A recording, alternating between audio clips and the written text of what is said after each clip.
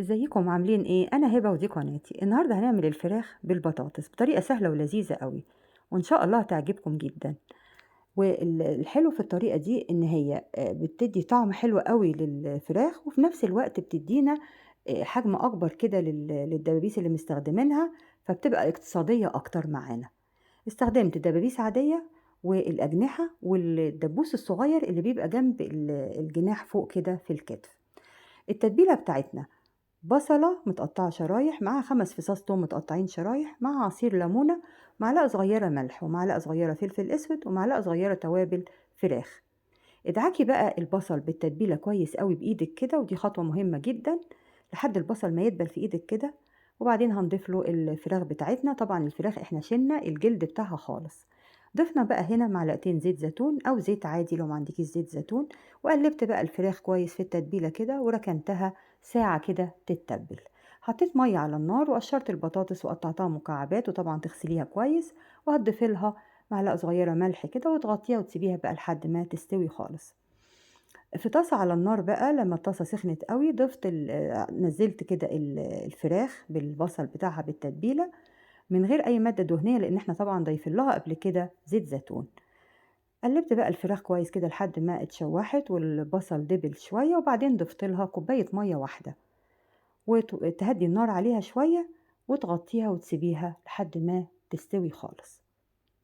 اهي كوباية المية، وغطيتها بقى وسبتها تستوي شوية كده وتشوفيها، تقلبيها تقلبتين كده، وتسيبيها لحد ما تكمل سواها وتتشرب كل ميتها اللي محطوطة عليها يعني. اهي اتشربت المية بتاعتها خلاص. كده هنزلها بقى في طبق بره كده علشان تبرد واقدر ان انا استخدمها. كانت البطاطس دلوقتي استوت. صفيتها بالمصفى الاول، وبعدين نزلتها بقى كده، وضفت لها معلقه صغيره ملح، ومعلقه صغيره فلفل اسود، ومكعب زبده، ومعلقتين نشا، علشان طبعا النشا تخليها تتماسك ما تفكش مننا واحنا بنقليها. وهرستها بقى كويس بالهراسه. واخر حاجه ضفت لها معلقتين بقدونس متقطعين صغير قوي، وقلبتها بقى كده. وبعدين تعملي بقى كرة في ايدك، وهنبدأ نشكلها. الكرة اهي، وفتحتها كده من النص وحطيت فيها الدبوس. انا طبعا طلعت الدبابيس والأجنحة وكده من البصل اللي كان فيهم خالص، نضفته من البصل خالص. وتحطيها بقى في البطاطس وتشكليها بالشكل ده. زي ما بقولك هي اقتصادية جدا، لأن البطاطس طبعا بتدي حجم كبير كده للدبوس. حتى الدبوس الصغير ده اللي هو بتاع الكتف، شايفة مقاسه بقى قد ايه. والأجنحة برضو بنفس الطريقة عملتها، فبقت اقتصادية أكتر طبعا بالنسبة ليكي. حطيتها بقى في الدقيق الأول، وتنفضيها كده من الدقيق الزيادة بتاعها، وبعدين في البيض، وبعدين في البقسماط. البقسماط أنا رشة عليه رشة خفيفة كده فلفل أسود وبابريكا، وقلبته.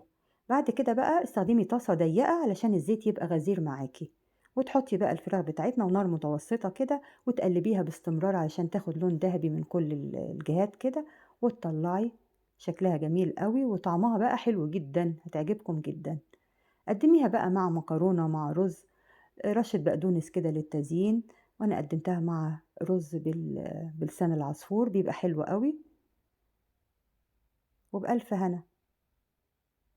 حلوة أوي، شكلها حلو زي ما باقول لِك، وطعمها حلو جدًا، مستوية كويس أوي من جوّه، وطعمها لذيذ أوي، حلوة أوي وهي سخنة. ولمَت بقى منها يعني جزء كده وأكلتها برضه باردة، لأ لذيذة جدًا يعني، حلوة وهي سخنة، وهي حلوة وهي باردة. وبألف هنا. ولو عجبتِك طريقتي النهارده اعملي لايك وشير واشتراك في القناة بتاعتي، وباي باي.